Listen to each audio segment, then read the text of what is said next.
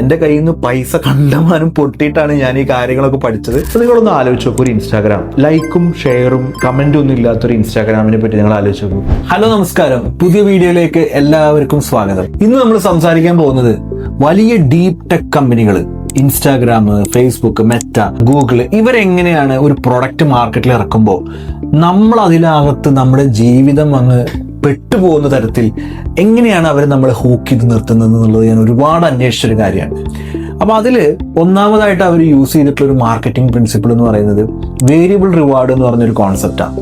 Variable reward എന്ന് പറഞ്ഞു കഴിഞ്ഞാൽ പെട്ടെന്ന് നമുക്ക് പറയാൻ പറ്റുന്ന ഒരു കാര്യം അൺപ്രഡിക്റ്റബിൾ ആയിരിക്കും. അതായത് എനിക്ക് ഒരു കാര്യം ചെയ്താൽ ഇന്ന സാധനം കിട്ടും എന്നുള്ളത് എനിക്ക് പ്രഡിക്റ്റബിൾ ആണെങ്കിൽ എനിക്കത് ചെയ്യുമ്പോൾ ഉള്ള എൻ്റെ മോട്ടിവേഷൻ ഇങ്ങനെ കുറേശ്ശെ ഡ്രൈ ആയി വരും. നേരെ മറിച്ച് അൺപ്രഡിക്റ്റബിൾ ആണ് എന്ന് വിചാരിക്കും. ഇപ്പോൾ ഒരു സിനിമ കാണുമ്പോൾ ആ കഥ നമുക്ക് പെട്ടെന്ന് മനസ്സിലാവുകയാണ്. അടുത്ത മൊമെന്റിൽ ഇന്നതാണ് സംഭവിക്കാൻ പോണത്, ഉറപ്പായിട്ടും നായകൻ വില്ലനെ ഇടിക്കും എന്ന് നമുക്ക് മനസ്സിലാക്കാൻ ഓരോ മൊമെന്റും നമുക്ക് പ്രഡിക്ട് ചെയ്യാൻ പറ്റിയാൽ നമ്മൾ പെട്ടെന്ന് ആ സിനിമയുമായിട്ട് നമ്മൾ ഡിസ്കണക്റ്റഡ് ആവും. നേരെ മറിച്ച് ഉദ്യോഗജനകമായ ഒരു കഥ, എന്തും സംഭവിക്കാം. മറ്റേ ശ്രീനിവാസൻ പറഞ്ഞതുപോലെ അവിടെ പാലികാച്ചൽ ഇവിടെ എന്നൊക്കെ പറഞ്ഞ പോലെ എന്തും അടുത്ത മൊമെന്റിൽ സംഭവിക്കാം.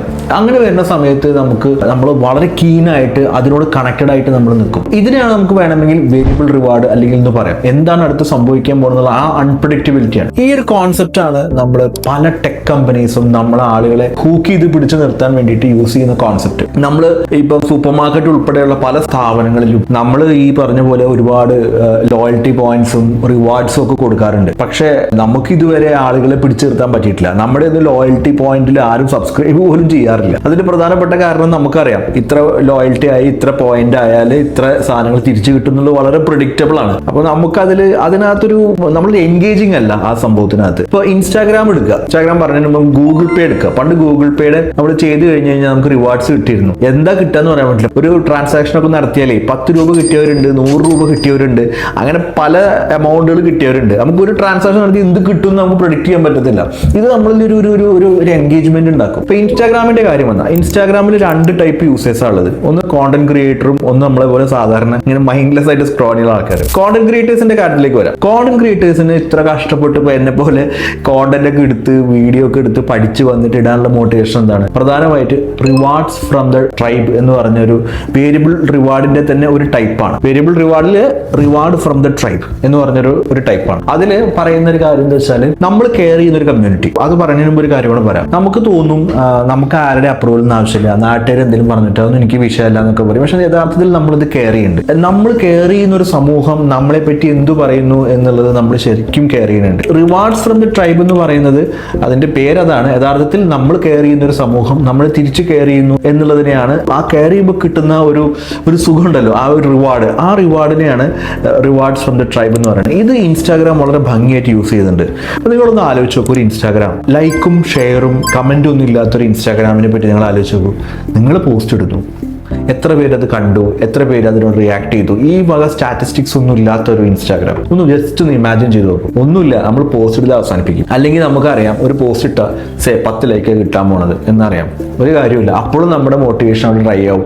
നമുക്ക് ഒരു എന്തൂസിയാസം, ഒരു എനർജി ഉണ്ടാവില്ല. ഇൻസ്റ്റാഗ്രാമിൽ പോസ്റ്റ് ഈ കോണ്ടന്റ് ഇടുന്നതിന് നമുക്കൊരു എനർജി ഉണ്ടാവില്ല. അപ്പോൾ ഇൻസ്റ്റയിൽ ലൈക്ക് ബട്ടണും കമന്റ് ബട്ടണും ഒക്കെയാണ് ഇതിന്റെ ഏറ്റവും വലിയ ഒരു സോഷ്യൽ ആക്സെപ്റ്റൻസിന്റെ ഏറ്റവും വലിയ ഉദാഹരണം എന്ന് പറയുന്നത്. ഈ ഒരു കോൺസെപ്റ്റ് വേരിയബിൾ റിവാർഡിലെ റിവാർഡ്സ് ഫ്രം ദ ട്രൈബ് എന്ന് പറയുന്ന ഹ്യൂമൻ സൈക്കോളജീനെ മാർക്കറ്റിംഗുമായിട്ട് കണക്ട് ചെയ്തിട്ട് ആ ഒരു കോൺസെപ്റ്റിനെ അവർ ടെക്നിക്കലി ലൈക്ക് ബട്ടണും കമന്റ് ബട്ടണും ഷെയർ ബട്ടണും ഒക്കെ ആയി അതിനെ മാറ്റി ഇൻസ്റ്റാഗ്രാമിനകത്ത് ആ ഒരു ഫീച്ചർ കൊണ്ടുവന്നതുകൊണ്ടാണ് കോണ്ടന്റ് ക്രിയേറ്റേഴ്സ് ലൈക്കിനും ഷെയറിനും ആക്സെപ്റ്റൻസിനും വ്യൂസിനും റീച്ചിനും പോപ്പുലാരിറ്റിക്കൊക്കെ വേണ്ടിയിട്ട് ഈ കോണ്ടന്റ് ക്രിയേറ്റ് ചെയ്തുകൊണ്ടിരിക്കുന്നത്. അപ്പോൾ അതാണ് ഇൻസ്റ്റാഗ്രാമിന്റെ കോണ്ടന്റ് ക്രിയേറ്റർക്കുള്ള ഒരു മോട്ടിവേഷൻ. ഇനി കാണുന്ന ആൾക്കാർക്ക് റിവാർഡ്സ് ഫ്രം ദ ഹണ്ട് എന്നാണ്. റിവാർഡ്സ് ഫ്രം ദ ഹണ്ട് എന്ന് പറഞ്ഞു കഴിഞ്ഞാൽ എഗെയിൻ ഇൻസ്റ്റാഗ്രാമിന്റെ ഭാഷയിൽ പറഞ്ഞു കഴിഞ്ഞാൽ എപ്പോൾ ഇൻസ്റ്റാഗ്രാം എടുത്താലും എന്നെ കാത്തിരിക്കുന്നത് ഞാൻ ഇതിനു മുമ്പ് കാണാത്ത കാഴ്ചകളാണ്. വ്യത്യസ്തമായ വീഡിയോസും കാര്യങ്ങളും പിന്നെ പോസ്റ്റും ആണ്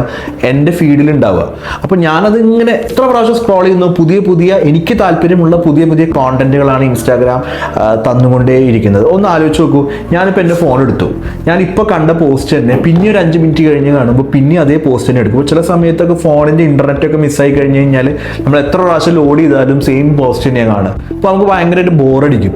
ആ ബോറടി വന്നാൽ നമ്മൾ ഇൻസ്റ്റാഗ്രാം നമ്മൾ ഒഴിവാക്കും. കാണാൻ ആരും ഉണ്ടാവില്ല, സബ്സ്ക്രൈബേഴ്സ് ഉണ്ടാവില്ല, ഇൻസ്റ്റാഗ്രാം ഇത്രയധികം സമയം നമ്മൾ കൺസ്യൂം ചെയ്യില്ല. ആ ഒരു ഹണ്ടിങ് മൈൻഡ് ഉണ്ടല്ലോ, നമ്മളിങ്ങനെ എപ്പോൾ കയറി നോക്കിയാലും പുതിയ പുതിയ നോവലായിട്ടുള്ള പുതിയ എനിക്ക് ഇൻട്രസ്റ്റഡ് ആയിട്ടുള്ള പുതിയ പോസ്റ്റുകൾ ഇങ്ങനെ എൻ്റെ ഫീഡിൽ വന്നുകൊണ്ടേയിരിക്കുന്നു എന്നുള്ളത് അത് ഈ കാണുന്ന ആൾക്കാർക്ക് വലിയ റിവാർഡാണ്. അതൊരു വേരിയബിലിറ്റി ഉണ്ട്, അതിനകത്തൊരു അൺപ്രഡിക്റ്റബിലിറ്റി ഉണ്ട്. ഞാൻ ഇപ്പോൾ കയറിയിട്ട് കാണുന്നതല്ല പിന്നെ കയറിയ കാണുന്നത്, വ്യത്യാസമുണ്ട്. ആ അൺപ്രഡിക്റ്റബിലിറ്റിയാണ് നമ്മൾ അതിനകത്തേക്ക് പിടിച്ചെടുത്തുന്ന രണ്ടാമത്തെ ഒരു കാര്യം. മൂന്നാമതായിട്ടുള്ള ഒരു വേരിയബിൾ റിവാർഡ് എന്ന് പറയുന്നത് റിവാർഡ്സ് ഓഫ് ദ സെൽഫ് ആണ്. അതായത് നമ്മളൊരു കാര്യത്തിൽ ഒരു മാസ്റ്ററി അച്ചീവ് ചെയ്യാന്ന് വിചാരിക്കുക. ഇപ്പൊ ഉദാഹരണം പറഞ്ഞപ്പോൾ ഗെയിം ഡിസൈൻ ചെയ്യുന്ന സമയത്ത് അവർ ഈ മാർക്കറ്റിംഗ് സൈക്കോളജി അതിനകത്ത് യൂസ് ചെയ്യാറുണ്ട്.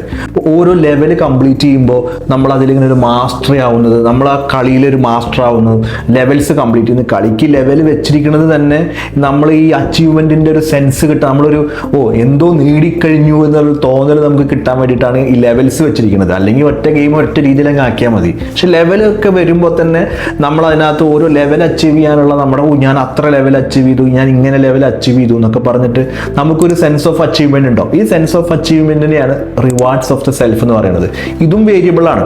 നമുക്ക് എപ്പോഴാണ് മീൻസ് നമ്മൾ ആ ഒരു ലെവല് അല്ലെങ്കിൽ ഒരു മാസ്റ്ററി അച്ചീവ് ചെയ്യാൻ വേണ്ടി നമ്മൾ ഇടുന്ന എഫേർട്ട്, അപ്പൊ അത് കിട്ടുമ്പോൾ ആ ഒരു അച്ചീവ്മെന്റ് ഉണ്ടല്ലോ, അതൊരിക്കലും നമുക്ക് പ്രഡിക്റ്റബിൾ അല്ല. എപ്പോഴാണ് നമ്മളത് അച്ചീവ് ചെയ്യാന്നൊന്നും നമുക്ക് പറയാൻ പറ്റില്ല. നമ്മൾ ഇടുന്ന എഫേർട്ടിനൊക്കെ അനുസരിച്ചിരിക്കും. ഈ സെയിം കോൺസെപ്റ്റ് ഡ്യൂലിംഗോ എന്ന് പറഞ്ഞ ആപ്പ് ഉണ്ട്.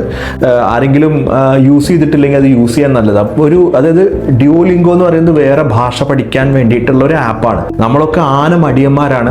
ഞാനൊക്കെ വാട്സാപ്പിൽ ഹിന്ദി പഠിക്കാൻ വേണ്ടിയിട്ട് ഒരു ക്ലാസ്സിൽ ജോയിൻ ചെയ്തിട്ട് അത് കംപ്ലീറ്റ് ചെയ്തിട്ടുണ്ടായില്ല. നമ്മൾ ഈ ഡ്യൂലിംഗോ എന്ന് പറഞ്ഞ ആപ്പിൽ കയറിയിട്ടാണ് കുറച്ചെങ്കിലും ഹിന്ദി സംസാരിക്കാൻ പ്രോഗ്രസ് ചെയ്യാൻ ഉണ്ടാക്കിയത്. അപ്പോൾ എനിക്ക് ഭയങ്കര അതിശയമായി. കാരണം പഠിക്കുക എന്നൊക്കെ പറയുന്നത് അത്ര മോട്ടിവേറ്റിംഗ് ആയിട്ടുള്ള ഒരു കാര്യമൊന്നുമല്ല.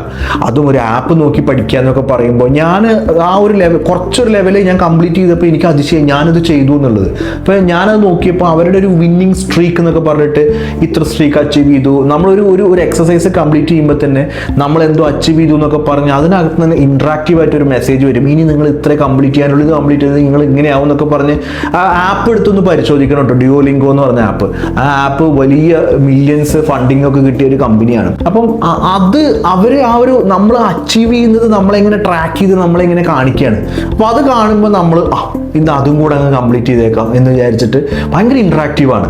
അപ്പോൾ ഈ ഒരു 3 ഘടകങ്ങൾ നമ്മൾ വലിയ ലോയൽറ്റി പോയിന്റ്സോ അല്ലെങ്കിൽ നമ്മൾ റിവാർഡ്സ് കൊടുക്കുന്നതിലോ ഇൻട്രിൻസിക് ആയിട്ട് നമ്മൾ ഡിസൈൻ ചെയ്ത് ഈ 3 ഘടകങ്ങളും ഉണ്ട്, അതിൻ്റെ ഡിസൈനിലുണ്ട് എന്ന് നമ്മൾ ഉറപ്പുവരുത്തണം.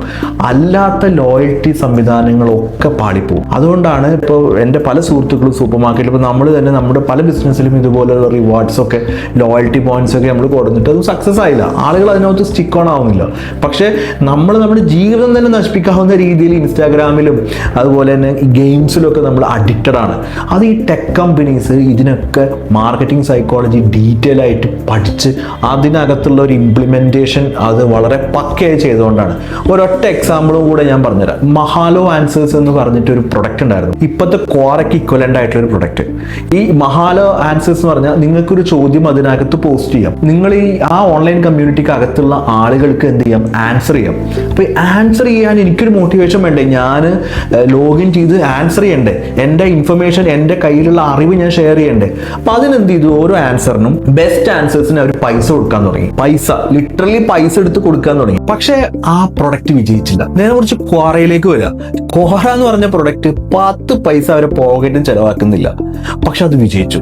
ആളുകൾ ഇന്നിപ്പോൾ നമ്മൾ ഇപ്പോൾ പല മാർക്കറ്റേഴ്സും ഈ കോണ്ടന്റ് മാർക്കറ്റിങ്ങിനൊക്കെ വേണ്ടിയിട്ടൊക്കെ ക്വാറ യൂസ് ചെയ്യുന്നുണ്ട്. അതല്ലാതെ തന്നെ നമുക്ക് ജെന്യുവൻ ആയിട്ട് പല കാര്യത്തിനും പെർസ്പെക്റ്റീവ്സും ആൻസേഴ്സും കിട്ടാൻ വേണ്ടിയിട്ട് ChatGPT വരുന്നതിന് മുമ്പൊക്കെ ക്വാറ ഭയങ്കര സക്സസ്ഫുൾ ആയിരുന്നു. ഒരു പൈസ കൊടുക്കുന്നില്ല കേട്ടോ. ഈ മഹാലോ ആൻസേഴ്സ് ലിറ്ററലി കയ്യിൽ നിന്ന് പൈസ കൊടുത്തിരുന്നു. വേറെ ക്വാറ ഒരു പൈസ കയ്യിൽ നിന്ന് കൊടുക്കുന്നില്ല.